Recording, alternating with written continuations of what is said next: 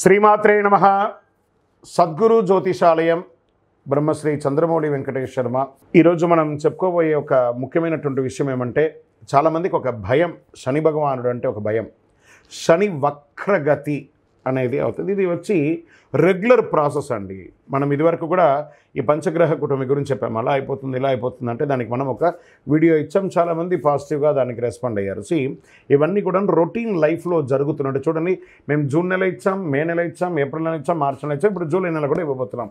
ఇదన్నీ రొటీన్. అలాగే శని కూడా తన యొక్క గమనంలో ఇదొక రొటీన్ జర్నీ అనమాట. శని వక్రగతి ఆ తిరోగమనాన్ని ఎలా చెప్తున్నా అంటే, జ్యోతిష్ శాస్త్ర ప్రకారం కర్మ ప్రకారం ఫలితాలను ప్రసాదించేవాడు మరియు న్యాయాధిపతి అయినటువంటి వాడే శనేశ్వరుడు. శని ఈశ్వర శబ్దం కలిగిన వాడు. ఏ దేవుడికి కూడా ఈశ్వర శబ్దం రాలేదు, ఈయనకి మాత్రం శనేశ్వరుడు అని పేరు వచ్చింది. 30 సంవత్సరాల తర్వాత తన సొంత రాశి అయినటువంటి కుంభరాశిలో వక్ర నివృత్తిని పొందుతున్నారు ఈయన. ఇది ఎంతో ఒక విశేషమైనటువంటి విషయం అండి. దానివల్ల 2024లో కొన్ని రాసుల వారిపై ప్రత్యేక వరాలను కురిపిస్తున్నారు. కొన్ని రాసులకి అదృష్టాన్ని కలిగిస్తున్నారు, కొన్ని రాసులకి యాజ్ ఇట్ ఈస్ రొటీన్గా చేస్తున్నారు. అలాగే సంపదలో అపారమైనటువంటి పెరుగుదల ఉంటుంది ఈ యొక్క శని వక్రగతిలో. ఏ అదృష్ట రాశి వారికి దీనివల్ల ప్రయోజనం కలుగుతుందో తెలుసుకుందాం. శని వక్రగతి సంచారం 2024 6 రాసులకి జీవితంలో ఆకస్మిక మార్పు.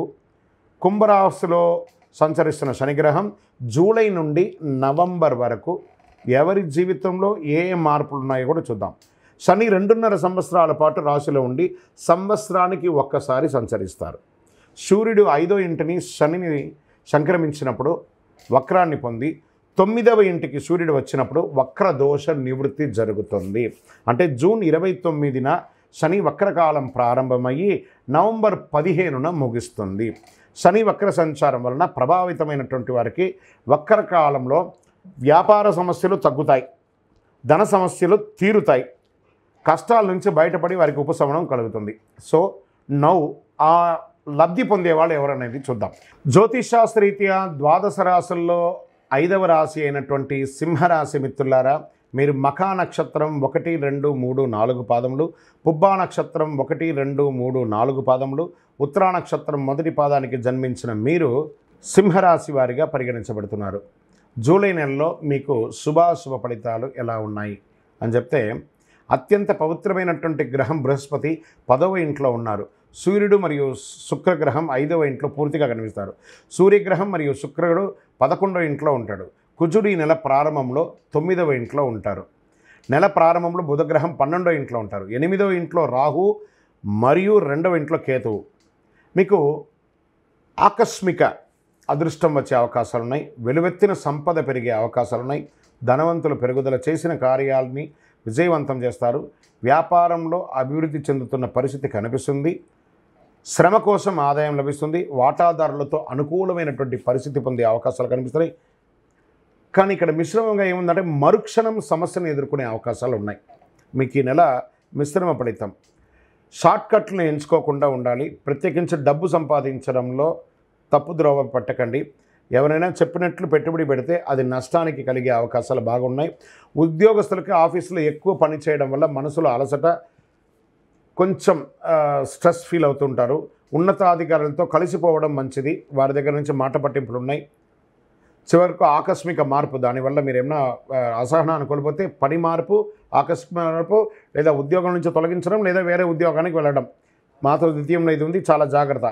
ఆశించే ఆఫర్లు లభించకుండా ఆలస్యమయ్యే అవకాశాలు కూడా ఉంటాయి. మాస ద్వితీయంలో దైవభక్తి పెరుగుతుంది. అయ్యో భగవంతుడు నాకు ఇలా అవుతుంది అని. అప్పటి వరకు దైవభక్తి ఇక్కడ. సంతోషంగా ఉన్నప్పుడు దైవభక్తి ఉండండి, దుఃఖంగా ఉన్నప్పుడు కూడా దైవభక్తి ఉండండి. దైవమే అన్నిటికీ కారణం. వారు మనకు అనుగ్రహం కలిగిస్తారు.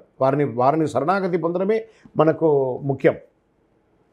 కుటుంబంలో బంధువుల మధ్య ఉన్న అభిప్రాయ భేదం తొలగి సుముఖతో పరిస్థితి ఏర్పడుతుంది. విలువ, గౌరవం కూడా పెరుగుతుంది. కొత్త ఇల్లు, వాహనం కొనే అవకాశం మాస ప్రారంభంలో ఉంటుంది. కొత్త దుస్తులు, ఆభరణాలు జోడిస్తారు. పుణ్యస్థలాలకు వెళ్ళే అవకాశాలు మాస ద్వితీయంలో కనబడుతుంది. ఆరోగ్యానికి శ్రద్ధ అవసరం. వెంటనే సరి అయిపోతుంది కదా అని చెప్పి నెగ్లెక్ట్ చేయకండి. కరెక్ట్గా ప్రాపర్గా ఒక మంచి మాస్టర్ చెకప్ చేసుకొని తీసుకోండి. అభిప్రాయాల భేదాలు ఏర్పడవచ్చు. బంధువులతో, భార్యాభర్తలతో, అనుసరంగా వ్యవహరించండి. మీరు కూర్చొని మాట్లాడుకొని రాజీ ధోరణి అవలంబిస్తే జీవితం ఆనందంగా ఉంటుంది. ఆస్తిని కొనుగోలు చేయవచ్చు. విద్యార్థులకు సంపూర్ణంగా మీ విద్యలో మంచి మద్దతు ఉంది. కాస్త మాదక ద్రవ్యాలకు దూరంగా ఉండడానికి ప్రయత్నం చేయండి. వ్యాపారం చేసే, ఉద్యోగం చేసే స్త్రీలకి ఇది ఒక మంచి అవకాశం కూడా చెప్పచ్చు. కార్యాలయాలలో మీకు మంచి పదోన్నతి కూడా వచ్చే అవకాశాలు ఉన్నాయి. షేర్ మార్కెట్ మిశ్రమం అండి. వ్యవసాయదారులకి మెట్ట పొలాలు వేసే అవకాశాలు చాలా బాగుంది. మీడియా రంగం వారికి కూడా కాస్త మిశ్రమం. ఐటీ రంగం వారికి బాగా విపరీతమైన స్ట్రెస్ ఉంటుంది. వివాహం కాని వారికి ఇంకొక 2-3 నెలలు ఓపిక పట్టండి.